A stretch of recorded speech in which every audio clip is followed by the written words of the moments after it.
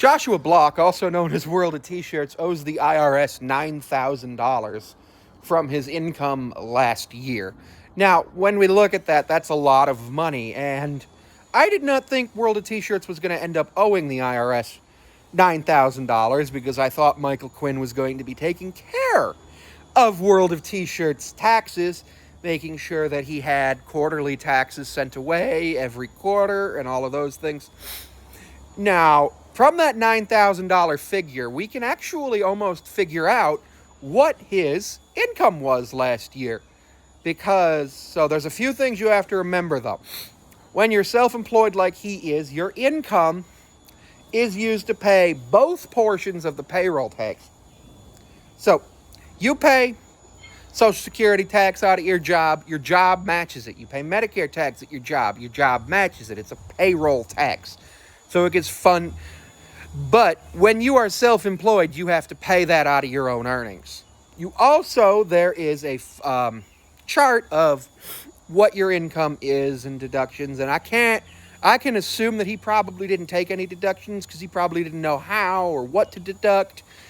Also, I don't think you can deduct alcohol, even though you could argue for him that that is a business expense. But if I had to guess, based on him owing the IRS $9,000 since, I'm going to say he probably made $75,000 last year. Probably made $75,000 to $80,000 last year, which is not really a paycheck-to-paycheck life. New York City might be a paycheck-to-paycheck life, but we know he has no housing costs because allegedly he lives with his grandfather. Which, fine, good on him. But the costs that he had last year added up to more than likely more than $80,000. If I had to guess, I'd probably say he spent maybe $120,000 to $140,000 just on the things we saw. So the Long Island Railroad trips, the Uber. I'll be generous and say he gets a monthly pass on the Metro, if that's a thing, and say that's $125 a month. It might be less, might be more, but I'll be generous and say it's $125. So that's another $1,200 basically. $1,400. So there's that. But then there's all the flights. The flight to Indy where he spent 4 days. I don't know if he got a hotel or an Airbnb in there, but I'm going to assume he did.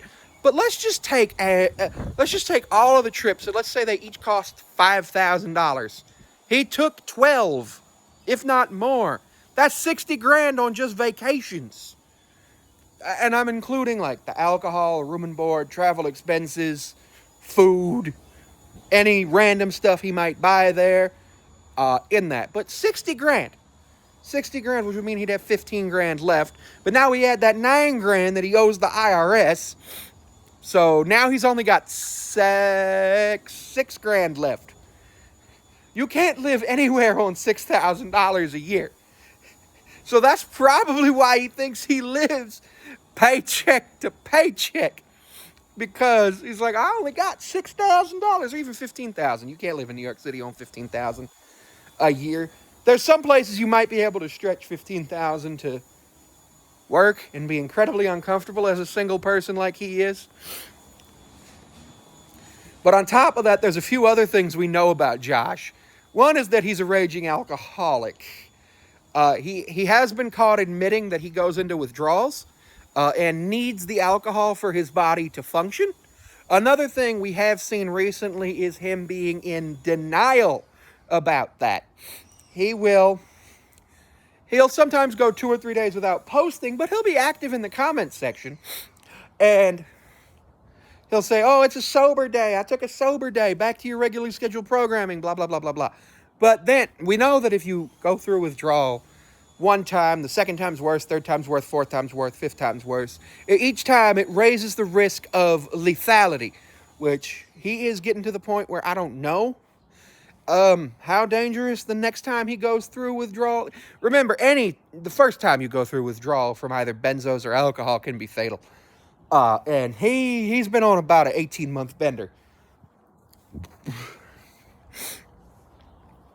It's not good. It's not good at all. But another thing that's been going on is he'll post like a beatbox, which is 3 standard drinks. And somebody will comment, Josh, I thought it was a sober day, or I thought you only partied on weekends. And they'll be like, it's just one drink. So nobody's ever taught him the concept that there's more than one drink. So what I think is he thought Drink Tracker Guy was saying he was drinking more than he was, but he wasn't, obviously. Although Drink Tracker Guy did admit that he sometimes would estimate, like a margarita or a martini or a beer or something.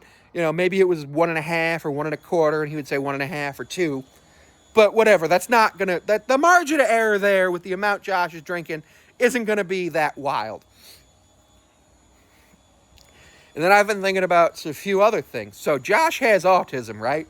A lot of autistic people turn to substances when their support needs are not being met. And I don't think Josh's support needs have been met for a long time. But they turn to those substances when their support needs are not being met because it allows them to feel normal. And I have a feeling that if Josh went to rehab right now, he would not feel normal after rehab or going through rehab or any of those things. And it wouldn't be successful for him.